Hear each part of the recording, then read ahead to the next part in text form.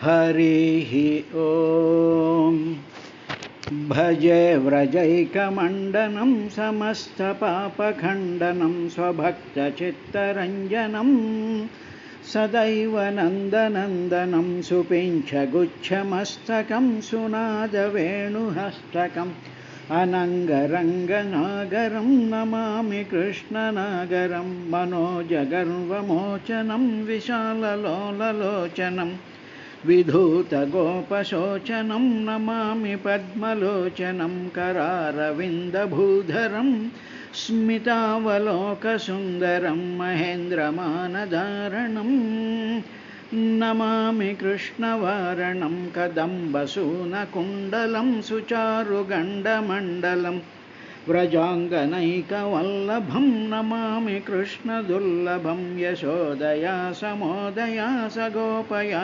सनन्दयायुतं सुखैकदायकं नमामि गोपनायकम् सदैव पादपङ्कजं मदीयमानसे निजं दधानमुत्तमालकं नमामि नन्दबालकं समस्तदोषशोषणं समस्तलोकपोषणं समस्तगोपमानसं नमामि नन्दलालसं भुवो भरावतारकं भवाब्धिकर्णधारकं यशोमतीकिशोरकं नमामि चित्तचोरकं दृगन्तकान्तभङ्गिनं सदा सदालसङ्गिनं दिने दिने नवं नवं नमामि नन्दसम्भवं गुणाकरं सुखाकरं कृपाकरं कृपापरं सुरद्विषन्निकन्दनं नमामि गोपनन्दनं नवीनगोपनागरं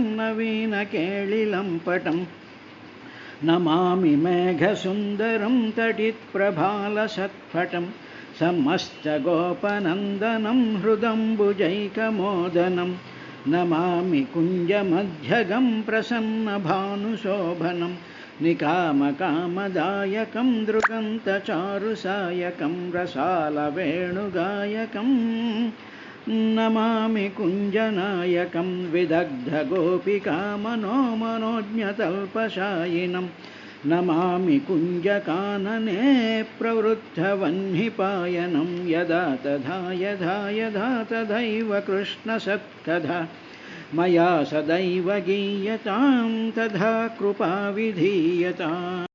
हरिः ॐ तर्ह्यैव तन्नाभिसरःसरोजम् आत्मानम् अम्भस्वसनं वियच्छ ददर्श देवो जगतो विधाता नातः परं लोकविसर्गदृष्टिः सकर्मबीजं रजसोपरक्तः प्रजासि सच्छन्यदेव दृष्ट्वा अस्तौद्विसर्गाभिमुखस्थमीड्यमव्यक्तवर्त्मन्यभिवेशितात्मा इति श्रीमद्भागवते महापुराणे तृतीयस्कन्धे अष्टमोऽध्यायः।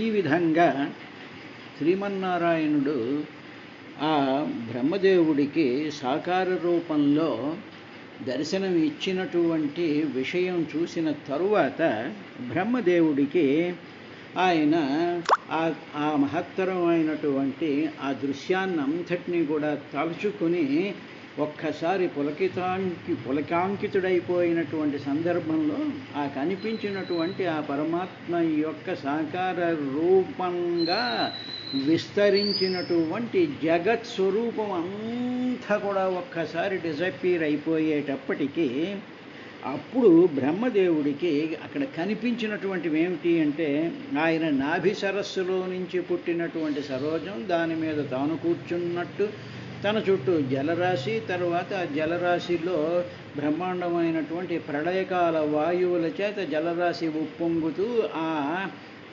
పద్మాన్ని తాకుతూ ఉండేటువంటి దృశ్యం దగ్గర ఆయన ఆగిపోయాడు. అంతకు ముందు ఇదే దృశ్యంతో ఉన్నాడు, కానీ ఆయన సహస్ర సంవత్సరాల పాటు బ్రహ్మదేవుడు ధ్యాన సమాధిలో మునిగిపోయిన తరువాత సాకార రూపంగా గోచరించినటువంటి శ్రీమన్నారాయణుడి యొక్క ఆ అనుభవము, ఆ స్మృతి బ్రహ్మదేవుడికి ఇప్పుడు మిగిలింది. అంటే ఇప్పుడు తను ఒరిజినల్గా మొదట ఉన్నప్పుడు తానెవరు, ఈ పద్మం ఏమిటి, ఇదేమిటి, అదేమిటి అనుకున్నాడు. అది మొట్టమొదట. తరువాత యోగ సాధన చేసిన తరువాత ఈ దృశ్యం అంతా కనిపించింది. ఆ దృశ్యం ఎలా కనిపించింది అనేటువంటిది ఒక్కసారి మనం గుర్తు చేసుకుని పోతన గారి పద్యాల్లో ముందుకెళతాం. హారకలాప పుష్ప నిచయంబు చంచద్ధనరత్నకేయూరకరాంగుళీయక మహోజ్వల బాహు సహస్ర శాఖల పారగచుడనొప్పి భువనాత్మకలీల అదృష్టమూల విస్ఫారిత భోగి వేష్టిత విభాసిత చందన భూరుహాకృతిన్ హారకలాప పుష్ప నిచయంబు, హారాలతోనూ పుష్పాల యొక్క మాలలతోనూ, తరువాత చంచద్ధన, చంచత్ అంటే ప్రకాశించేటువంటి అనర్ఘరత్న, అనర్ఘమైనటువంటి రత్నాలతో కూడుకున్నటువంటి కేయూర, భుజాలకి తగిలించుకున్నటువంటివి, తర్వాత కరాలకి తగిలించుకున్నటువంటివి అయినటువంటి ఆభరణాలతో, కేయూర కరాంగుళీయక బ్రహ్మాండమైనటువంటి బంగారంతో చేయబడినటువంటి మణులు పొడిగినటువంటి కరాంగుళీయకాలు, అంగుళీకాలు, ఉంగరాలతో కూడా శోభిస్తూ ఆయన ఎలా కనిపించాడంటే మహోజ్వల బహు సహస్ర శాఖల పారగా, మహోజ్వలమైనటువంటి అనంతమైనటువంటి శాఖలతో విలసిల్లేటువంటి చూడనొప్పి ఆ చందన వృక్షంలాగా ఆయన కనిపించాడయ్యా. కనిపించినటువంటి చూడనొప్పి భువనాత్మకలీల, భువనం అంటే సమస్తమైనటువంటి భువనాలు ఒక వృక్షంలాగా ఆయనకి పరమాత్మ గోచరించాడు. ఆ వృక్షాలకి శాఖలన్నీ కూడా ఆయనకు ఉండేటువంటి సహస్ర భుజాల కింద, ఆ భుజాలకు అలంకరింపబడినటువంటి బంగారు ఆభరణాల కింద, ఆయన వక్షస్థలం మీద హారకలాప పుష్ప నిచయములతో ఆ శ్రీమన్నారాయణుడు ఒక బ్రహ్మాండమైనటువంటి వెలుగులతో కూడుకున్నటువంటి ఒక చందన వృక్షంలాగా కనిపించాడు. ఆ కనిపించినటువంటి చందన వృక్షం ఏమిటంటే భువనాత్మకలీల. ఆ చందన వృక్షం మరేమీ కాదు, మనం ఇప్పుడు చూస్తూ ఉండేటువంటి సమస్తమైనటువంటి జగత్స్వరూపమే చందన వృక్షము. కాబట్టి ఇప్పుడు మనం ఆకాశం వైపు చూస్తే ఆకాశం, నక్షత్రాలు, గెలాక్సీలు, రకరకాలైనటువంటి ఆ మిల్కీ వేలు ఇవన్నీ ఉండేటువంటిది. అదేవిధంగా భూమండలం దగ్గరకు వచ్చేటప్పటికి మనకి కనిపిస్తూ ఉండేటువంటి అనంతమైనటువంటి జీవరాశులు 14 భువనాల్లో ఉండేటువంటివన్నిటినీ కూడా ఒక చందన వృక్షంతో పోల్చారు. అందుకని భువనాత్మకలీల, ఈ భువనాలన్నీ కూడా ఒక చందన వృక్షంలా కనిపించాయి. కానీ అదృష్టమూలం, కానీ మూలం మాత్రం అదృష్టం. దృష్టం అంటే చూడబడుట, అదృష్టం చూడబడకుండా, అంటే మూలంలో ఉండేటువంటి ఆ పరమ తేజస్సు కనిపించకుండా అది అవ్యక్తంగా ఉండి ఈ విశ్వ ప్రపంచ, ఈ సృష్టి కింద, ఈ బ్రహ్మాండాల కింద కనిపించింది. కనిపించినటువంటి ఈ బ్రహ్మాండాల వెనుక అదృష్ట మూలం ఒక మహత్తరమైనటువంటి చైతన్య ప్రకాశం ఒకటి ఉంది. అటువంటి చైతన్య ప్రకాశం యొక్క ఎక్స్పోజర్ పైకి ప్రొజెక్ట్ అయినటువంటిది ఎలా ఉందంటే భోగి వేష్టిత విభాసిత చందన భూరుహాకృతి.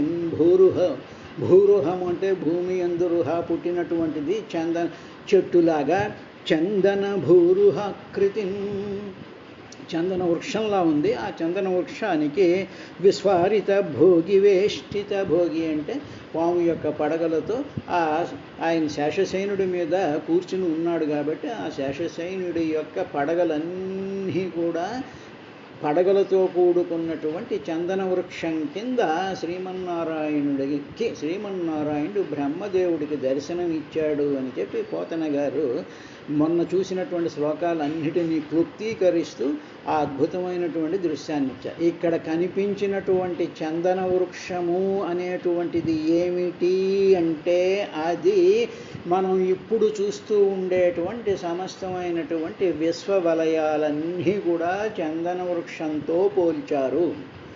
ఈ మన కంటికి కనిపిస్తూ మన ఇంద్రియాలకి గోచరమవుతూ మన ఇంద్రియాలు తయారు చేసినటువంటి ఇన్స్ట్రుమెంట్స్కి గోచరమవుతూ ఉండేటువంటి పదార్థమయమైనటువంటి కాంతిమయమైనటువంటి ఈ జగతంతా కూడా అవ్యక్తంగా లోపలుండేటువంటి పరమాత్మ నుండి బయటకు ప్రొజెక్ట్ అయినటువంటి స్థితి మాత్రమే. అందువల్ల ఇప్పుడు రెండు ఉన్నాయి, కనిపించేటువంటి జగత్తు, ఆ జగత్తులో కనిపించకుండా అదృష్ట మూలం, కనబడకుండా ఉండేటువంటి మూలమైనటువంటి మహత్తరమైనటువంటి చైతన్య ప్రకాశము ఉన్నది. కాబట్టి ఇక్కడ ఏమీ కన్ఫ్యూజ్ అవ్వకూడదు. చందనవృక్షంతో పోల్చాడన్నా పర్వతంతో పోల్చాడు అన్నా, పర్వతం అన్నా చందనవృక్షం అన్నా ఇప్పుడు మనం చూస్తూ ఉండేటువంటి ఈ సమస్తమైనటువంటి జగత్తు. అలాగా ఈయనున్నాడు. ఉన్న తరువాత ఆ వ్యాసుల వారు చెప్పినటువంటి ఆ పాత చూసినటువంటి శ్లోకాలన్నింటినీ కూడా చాలా అద్భుతంగా క్లుప్తీకరిస్తూ పోతన గారు 2 పద్యాలు రాశాడు. రెండవ పద్యం ఏమిటంటే విలసత్కుండలి రజసఖ్యమున ఉర్వీభృత్సమాఖ్యం సముజ్వలితోదార శిరో విభూషణ సహస్ర స్వర్ణకూటంబులన్ సలిలావాసత చారు కౌస్తుభ విరాజ్రత్న గర్భంబునన్నలినాక్షుండు కనుంగొనగదగే మైనాకావనీ భృద్గతిన్. మైనాకం అనేటువంటి అవనీభృద్గతిని, భూమిలో నుంచి భృద్గతి పైకి పొంగినటువంటిది అని అర్థం. అంటే మనం చూస్తూ ఉండేటువంటి ఈ పర్వతాలన్నీ కూడా భూమి నుంచి భృద్గతిని పైకి పొంగినటువంటివి. అక్కడ అన్ని జలాలు ఉన్నాయి కాబట్టి జలాలలో మనకి సుందరకాండలో చెప్పినట్టు జలాలలో పైకి వచ్చినటువంటి మైనాక పర్వతంలాగా ఈ సృష్టి అంతా కూడా కనిపిస్తూ ఉన్నది. ఆ కనిపించేటువంటి పర్వతంతో పోలుస్తున్నారు కాబట్టి పర్వతాలకి శిఖరాలు ఉంటాయి కాబట్టి ఆ శిఖరాల మీద సూర్యుడి యొక్క ఆత్మచైతన్య ప్రకాశం యొక్క కాంతి వల్ల ఆ శిఖరాలన్నీ కూడా బంగారు కిరీటాలలాగా వెలిగిపోతూ ఉన్నాయి.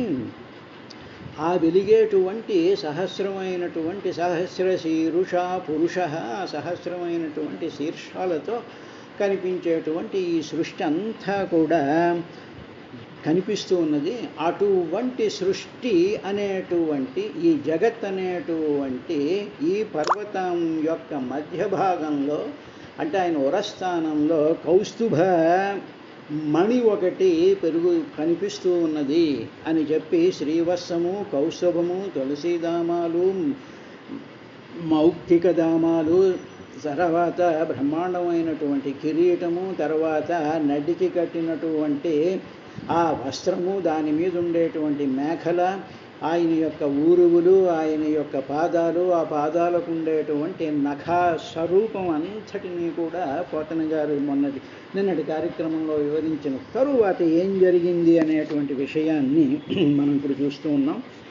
ఈ దృశ్యం అంతా ఒక్కసారి డిజప్పీర్ అయిపోయేటప్పటికీ బ్రహ్మగారులో ఏం కలిగింది అంటే 8వ అధ్యాయంలో చివరి శ్లోకంలో ఈ విధంగా చెప్పబడింది. సకర్మ బీజం రజసోపరక్త ప్రజాశృక్షన్యదేవ దృష్ట్వా అస్తౌద్విసర్గాభిముఖస్తమీజ్యమం వ్యక్తవర్త్మన్యభివేశితాత్మా. ఇప్పుడు ఆ దృశ్యాన్ని చూశాడుగా బ్రహ్మగారు.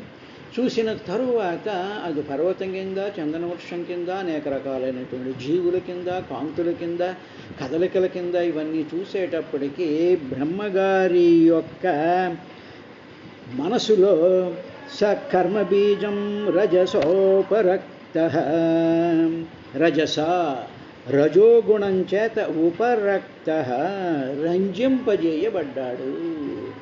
అంటే రజోగుణము అనేటువంటి దానికి మనం క్లియర్గా అర్థం చేసుకోవాల్సినటువంటి ఆస్పెక్ట్ ఏమిటంటే క్రియాశీలవత్వాన్ని రజోగుణము అంటారు. రజోగుణం అంటే అది అర్థం. ఏవో అర్థాలు చెప్తూ ఉంటారు, అది పక్కన పెట్టండి. అసలు బేసిక్గా మీనింగ్ ఆఫ్ రజోగుణం ఏంటంటే క్రియాశీలత్వము. ఉదాహరణకి మనం ఇంట్లో కూర్చుంటాం, ఇంట్లో ఎవరో ఏ మామిడి పళ్ళో లేకపోతే ఏవో సపోటా పళ్ళో ఏవో అమ్ముకుంటూ వెళ్తూ ఉంటాడు. వెళుతూ ఉండేటప్పటికి ఆ శబ్దము, ఆ కేక విన్న వెంటనే మన మనసులో క్రియాశీలత్వం బయలుదేరుతుంది. వెంటనే క్రియ చెయ్యాలి అనిపిస్తుంది. ఏమిటా క్రియ అంటే గోహ పరిగెత్తుకెళ్ళి ఓ అబ్బాయిలారా ఈ మామిడి పళ్ళు ఇంత ఇదంతా అదంతా అనేటువంటి క్రియాస్వరూపంలోకి వెళ్ళిపోయి ఆ కొన్నటువంటి పళ్ళను తినడం అనేటువంటి క్రియ జరుగుతూ ఉంటుంది. కాబట్టి చూసినటువంటి దృశ్యాల వల్ల ఏమిటి జరుగుతుంది అంటే ఉపరక్త అనురక్తి కలిగిపోతూ ఉంటుంది. చూసినటువంటి దృశ్యాలను అనుకరించాలని, అలా ఉండాలని, వాటితో సంబంధం ఏర్పరచుకోవాలి అనేటువంటి ఆ ఉత్సాహాన్ని, ఆ క్రియాశీలత్వాన్ని రజోగుణము అంటారు. కాబట్టి ఈ సృష్టి అంతా రజోగుణంతో కూడుకొని ఉన్నది. ఇప్పుడు బ్రహ్మగారు ఏం చేశారంటే ఆ చందనవృక్షం లాంటి, ఆ పర్వతం లాంటి ఆయన కంటికి శ్రీమన్నారాయణుడు కనిపించినటువంటి దృశ్యంలో అక్కడ జీవరాశులు, అక్కడ ఉండేటువంటి చెట్లు వృక్షాలు ఒకటేమిటి, ఆ సమస్తమైనటువంటి జీవ చైతన్యంతో కదులుతూ ఉండేటువంటి వాటిలన్నింటినీ చూసి ఓహో నేను ఇటువంటి వాటిలన్నింటినీ సృష్టించాలి. నాకు మొదట్లో ఆ శ్రీమన్నారాయణుడు, ఆ పరమాత్మ నాకు సృష్టి చెయ్యి అని చెప్పాడు కదా. కాబట్టి ఈ చూసినటువంటిది, విన్నటువంటిది, ఆలోచించినటువంటి ఆలోచనల వల్ల క్రియాశీలత్వం అనేటువంటిది కలిగింది. అలా క్రియాశీలత్వం కలగడాన్నే రజోగుణము అంటారు. కాబట్టి సకర్మబీజం రజసోపరక్త. అప్పుడు ఏం చేశాడు, అలా కదిలేటప్పటికీ అవ్యక్తవర్త్మని, అవ్యక్తంగా అలా గుణమైతే కలిగింది, ఇవన్నీ చెయ్యాలి అనేటువంటి ఉద్దేశం అయితే కలిగింది. చుట్టుపక్కల ఏమీ లేవు. అవి చెయ్యాలి అంటే ఏదో మామిడి పళ్ళు అమ్ముకునేవాడు వెళ్తేనే కదా నీ క్రియాశీలత్వం కలిగి మామిడి పళ్ళు కొనుక్కోవాలి, తినాలి, దాచుకోవాలి, అవి చేయాలి, ఇవి చేయాలని. అసలు అక్కడ ఏమీ కనిపించకపోతే నీలో క్రియాశీలత్వం ఏమొస్తుంది? ఇప్పుడు ఆ క్రియాశీలత్వాన్ని కలిగించేటువంటిది ఏమిటంటే అవ్యక్తవర్త్మని. అప్పుడు ఆ పరమాత్మలో ఉండేటువంటి మాయాశక్తి ఒక్కసారి ఆ బ్రహ్మదేవుల్లోకి అభివ్యక్తమైంది. అభివేశితాత్మ. అప్పుడు ఆ మాయాశక్తి ఒక్కసారి తన మనసులోకి వచ్చిన తర్వాత సహా ఆ బ్రహ్మ ప్రజాహ, అప్పుడు ఆ మాయాశక్తి యొక్క సహకారంతో ఆయన ఏం చేశాడంటే ప్రజాహ, సమస్తమైనటువంటి ప్రజల్ని శుశ్రూషన్, సృష్టించాలి అనేటువంటి కోరిక ఆయన మనసులో కలిగింది. కలిగిన వెంటనే ఇయతి ఏవ, ఇది కలిగిన వెంటనే కర్మబీజం ఆయనకి కర్మబీజం, ఈ కర్మలు చెయ్యాలి అనేటువంటి ఒక బీజం, ఒక విత్తనం ఆయన మనసులో మొదలైంది. అలాగైన తరువాత ఆయనకి ఆ మాయ యొక్క ప్రచోదనం వల్ల పరమాత్మలో ఉండేటువంటి మాయాశక్తి యొక్క చలనం ఆ బ్రహ్మదేవుడి యొక్క మనసులో కదలడం వల్ల తాను అంతకు ముందు చూసినటువంటి దృశ్యాలలో ఉండేటువంటి సమస్త లోకాలు, అందులో ఉండేటువంటి జనులు, వాటి యొక్క రూపాలు, ఆకారాలు, వాటి ప్రవర్తనలు, వాటిలో ఉండేటువంటి కాలము, ఇవన్నీ స్మృతిలోకి రావడం వల్ల అలాగ నేను చెయ్యాలి, ఆ విధంగా నేను ఈ సృష్టిని చెయ్యాలి అనేటువంటి భావంతో విసర్గ అభిముఖ అనేక రకాలైనటువంటి సృష్టులను చెయ్యాలి అనేటువంటి ఆ భావం ఆయన యొక్క మనసులో కలిగి ఆ మనసంతా కూడా అప్పుడు అల్లకల్లోలం అవ్వడం ప్రారంభించింది. అయ్యేటప్పటికీ వెంటనే కానీ అక్కడ ఏమీ లేదు, అక్కడ చేయడానికి ఏదో పదార్థం అంటూ ఉండాలిగా. నాకు కోరిక అయితే కలిగింది, మాయాశక్తి వల్ల నాకు కోరిక కలిగింది, బాగానే ఉంది, కానీ అక్కడ పదార్థాలు ఉండాలి కదా. ఇంట్లో సామాన్ ఏమీ లేదు, వంటిల్లంతా ఖాళీగా ఉంది, గ్యాస్ స్టవ్ లేదు, గ్యాస్ సిలిండర్ లేదు, అగ్గిపెట్టి లేదు, చుట్టూ పదార్థాలు ఏమీ లేవు, పూర్తి ఎన్ ఎంప్టీ కిచెన్. ఇప్పుడు నేను అక్కడికి వెళ్ళి నాకు అన్నం తినాలి, లేకపోతే అన్నం వండాలి, కూరలు వండాలి, ఏదో ఇది చేసుకోవాలి అవి చేసుకోవాలి అని నా మనసులో మాయాశక్తి వల్ల నాకు ఆ కోరిక కలిగినా అక్కడ ఏమీ లేనప్పుడు నేను ఏం చేస్తాను? ఏం చేయలేనుగా. అటువంటి స్థితిలో ఉన్నప్పుడు మానవుడు ఏడుస్తూ కూర్చోకూడదు. అటువంటి పరిస్థితి, మనం ఏమీ చెయ్యలేనటువంటి పరిస్థితులలో, మనకి ఏదీ కూడా అందుబాటులో లేదు అనేటువంటి విషయాన్ని గ్రహించినటువంటి పరిస్థితిలో మనం ఏదో చెయ్యాలి అని అనుకుని ఆ పని చెయ్యాలి అనేటువంటి ఆ క్రియాశీలత్వం మనలో మాయ వల్ల కలిగినప్పుడు, చుట్టూ ఏమీ లేనప్పుడు, దిక్కు తోచనప్పుడు ఏం చెయ్యాలి అంటే ఈడ్యం తం అస్తౌత్ అస్తౌత్ విసర్గాభిముఖస్తమీడ్యం అస్తౌత్ అంటే ఏమిటి? స్తుతించాడు. ఎవరిని అంటే తం, ఆ తం స్వరూపమైనటువంటి శ్రీమన్నారాయణుడి బ్రహ్మదేవుడు స్తుతించాడు. ఇది భాగవతంలో 8వ స్కందంలో చివరుండేటువంటి 33వ శ్లోకానికి ఉండేటువంటి అర్థం ఇది.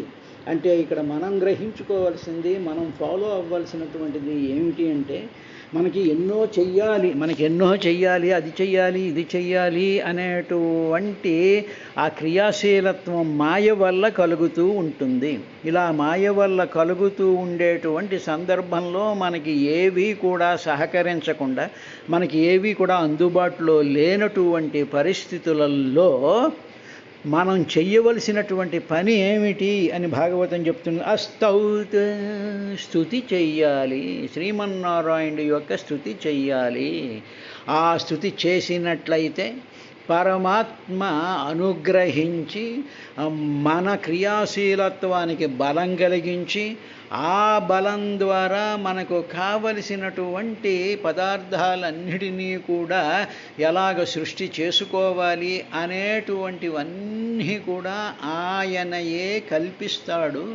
కాబట్టి ఈ ఫండమెంటల్ ఆస్పెక్ట్ కానీ మనం మర్చిపోయి అన్నీ నేను చేయగలను అనేటువంటి ఆ దుర్భావంతో కానీ ఉన్నట్లయితే అవి ఏవి కూడా సఫలం కావు అనేటువంటి ఒక మహత్తరమైనటువంటి సత్యాన్ని ఆ బ్రహ్మదేవుడికి అనిపించి, అప్పుడు ఆయన శ్రీమన్నారాయణ్ణి, శ్రీహరిని బ్రహ్మగారు 9వ అధ్యాయంలో, తృతీయ స్కంధం 9వ అధ్యాయంలో ఆయన స్తుతి చేయడం ప్రారంభించాడయ్యా అని చెప్పి విదురుడికి మైత్రేయ మహర్షి చెప్పినట్టుగా సుఖబ్రహ్మ పరీక్షన్ మహారాజుకి ఆ మునిగణ సమూహాలలో ఆ గంగానదీ తీరంలో ప్రాయోపవేశంలో ఉండేటువంటి ఆ పరీక్షన్ మహారాజుకి చెప్పాడయ్యా అని చెప్పి నైమిసారణ్యంలో సూత మహర్షి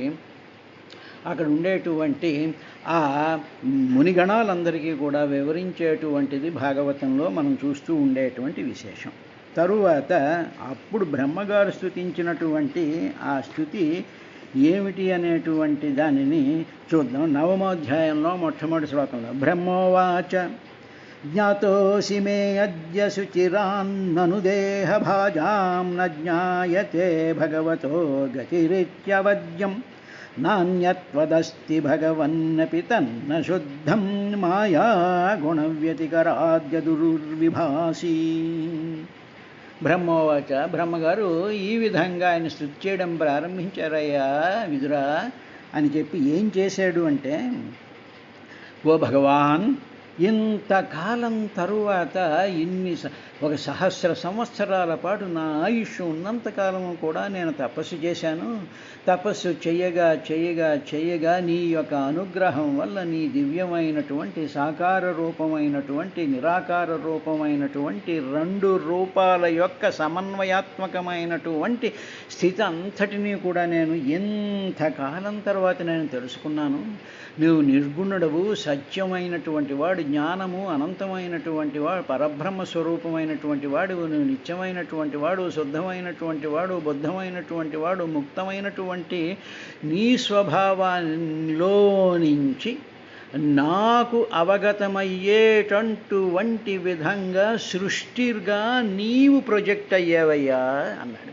దీనికి మామూలుగా ఒక ఉదాహరణ మనం చెప్పుకుందామండి. సముద్రం అంతా కూడా చాలా ఫ్లాట్గా ఏ విధమైనటువంటి కెరటాలు లేక చాలా సౌమ్యంగా ఉంది అనుకుందాం. అది పరమాత్మ. ఇప్పుడు సముద్రం ఒడ్డున మనం నిలబడి ఉన్నప్పుడు ఓహో ఇదంతా ఇలా ఫ్లాట్గా ఉంది, ఇది నిరాకారంగా ఉంది అనేటువంటి పరిస్థితిలో మనం ఉన్నప్పుడు, ఇప్పుడు ఆ సముద్రంలో నుంచి ఎక్కడ పడితే అక్కడ బ్రహ్మాండమైనటువంటి అలలు వచ్చాయనుకోండి. అప్పుడు అలలు వచ్చినప్పుడు మన మనసు మారుతూ ఉంటుంది. మారిన తర్వాత ఓహో ఇలా ఉంటుందన్నమాట. మళ్ళీ వెంటనే అలలన్నీ కూడా సబ్సైడ్ అయిపోయి మామూలుగా ఉండేటువంటి స్థితి. ఈ రెండు స్థితుల్ని మనం చూస్తే సముద్రంలో అలలు వస్తాయి, అలలన్నీ కూడా సముద్రమే అనేటువంటి భావం మనకు కలుగుతుంది. అదే అటువంటి భావాన్నే బ్రహ్మగారికి కలిగింది. దానికి సంబంధించినటువంటి విశేషాలని రేపటి కార్యక్రమంలో చూద్దాం.